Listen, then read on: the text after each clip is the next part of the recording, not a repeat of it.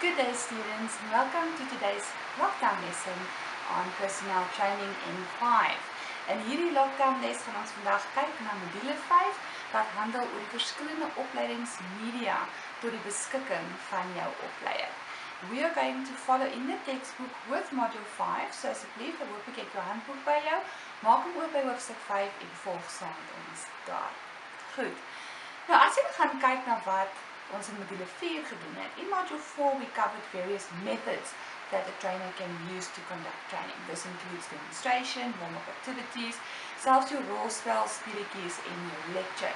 These are the ways in which we can conduct training. Okay.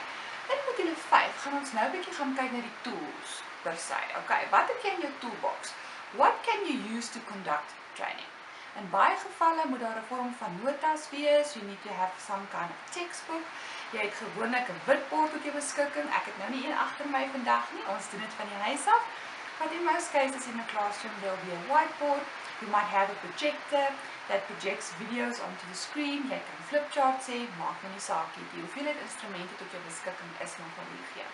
En dit is regtig baie belangrik om hierdie instrumente tot jou beskikking te hê. Nou kom ons kyk bietjie, wat is die doelwitte van die gebruik van opleidingsmedia? What are we trying to achieve? What are the objectives of using training media? And this is in the textbook, so you can follow with me there. The first objective is it helps that your learner understands better and that communication and interaction between the learner and the trainer flows properly. Onthou, jou media is 'n instrument, is 'n tool. Dis wat ons kan gebruik om leer te fasiliteer en daarom is dit belangrik om die regte media te gebruik in hierdie omstandighede. It also helps your learner to remember more. Onthou, jou leerders het verskillende leerstyle, they learn more differently, they process things differently, so it is therefore important to use various tools at your disposal om seker te maak dat jou leerders die geleentheid kry om meer te kan onthou. It also helps us to save time, want jy hoef nie alles woord vir woord vir jou leerder te lees nie. They can also go back and study and read up on the information that you have given them. And it also ensures for dynamic learning because your learner is more involved in the learning process. So deur media te gebruik, kry jy jou leerders meer betrokke en daarom is hulle leerervaring dus baie meer dinamies. It also ensures productive and creative training. En deur gebruik te maak van hierdie media, maak jy dit interessant, jy maak dit kreatief and you can ensure that you basically meet the needs of the learners that's in front of you. Onthou, ons werk met 'n baie jonger generasie deesdae and most of them are very much technology driven. And that's one of the reasons we're also doing these lockdown videos for you. Another objective is it allows for individualized learning. So jy as individu kry die geleentheid om ook op jou eie te kan leer, op jou eie spoed, met leertegnieke wat vir jou werk.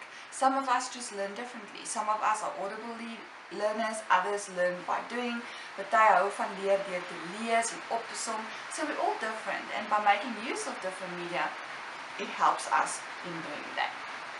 'n verdere leerdoelwit, it basically reduces boredom, het maak dit interessant dat jou leerders meer aandag gee en dit verhoog ook motivering. And it serves as a basis for training that takes place. Veral vir jou opleier het hulle een of ander iets nodig om hulle te guide deur die proses. And by having a textbook or by having slides or by having videos, it really guides them in the process of teaching as well. Goed, nou hulle gee ook vir jou daar 'n sekere faktore wat jy kan oorweeg. Okay, certain of these factors must be kept in mind when choosing the type of media that you are going to use. And the first one refers to the frame of reference of your learner. As jy 'n ouer gardes het wat jy oplei, moet jy maar meer fokus op jou papier gebaseerde opleiding, textbook, giving them notes or a manual or guideline, whereas for example your younger folks, they flourish by using technology and videos and interactive learning per se. So kyk na die frame of reference van jou leerders ook. Then you need to choose a delivery system. Okay, so what does that mean? A delivery system is basically a combination of methods and media that you're going to use to learn and to teach during the training session. So jy het soms 'n kombinasie van dit nodig. In my klaskamer maak ek hoofsaaklik gebruik van die handboek. We make use of notes and case studies and activities. En ons gebruik ook soms die bord Okay, so ons het 'n regtig groot verskeidenheid media tot ons beskikking daar. You must also choose the simplest and most convenient training media. Omdat op hierdie stadium, wat is convenient? Om vir julle videoetjie te kan stuur. Ek kan nie by julle uitkom nie, so it is very important then to find a more suitable alternative, and this would be the case. Choose a medium which will demonstrate the desired competence and so fulfill the planned learning objective. En dis wat ek ook vir julle gesê het by hoofstuk 4, met die metodes. Die tipe metode en hierdie kant ook die tipe media wat jy kies, moet pas by jou opleidingssessie. It must fit with your training session, in the sense that it has to be relevant. Okay, so if you're going to do training on first aid, you must have a demonstration as an example.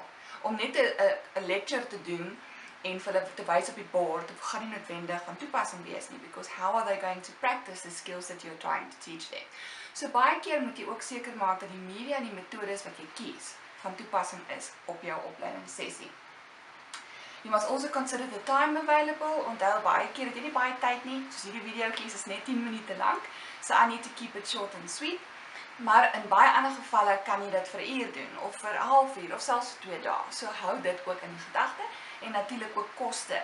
Okay, at this stage, the cost involved with a lot of training is quite high. Baie keer is daar nie toerusting nie, daar is nie media nie, die handboeke is duur, om af te rol is duur. So look at the budget that you have available and then work around that when choosing your media as well. Also consider the availability of your media. Soos in ons klaskamer is daar nie op hierdie stadium 'n projektor nie, so we cannot use it. So what other alternative media is available to us to use in the classroom? Good. And the last one there is they say consider the type of learning objectives that you are trying to reach. The textbook gives you a few other objectives and factors to consider, so go and have a look at that and prepare accordingly. Right, so that will be the end of the lockdown lesson for part 1. In die volgende gedeelte gaan ons begin kyk na die verskillende kategorieë van media wat ons kan gebruik, and then we'll go into specifics as well in terms of each one of those available media. So please be prepared, and I will send those videos through to you tomorrow. Okay, so môre gaan ons kyk na die volgende gedeelte van module 5, so wees asseblief voorberei. En dan sien ek julle môre. Bye!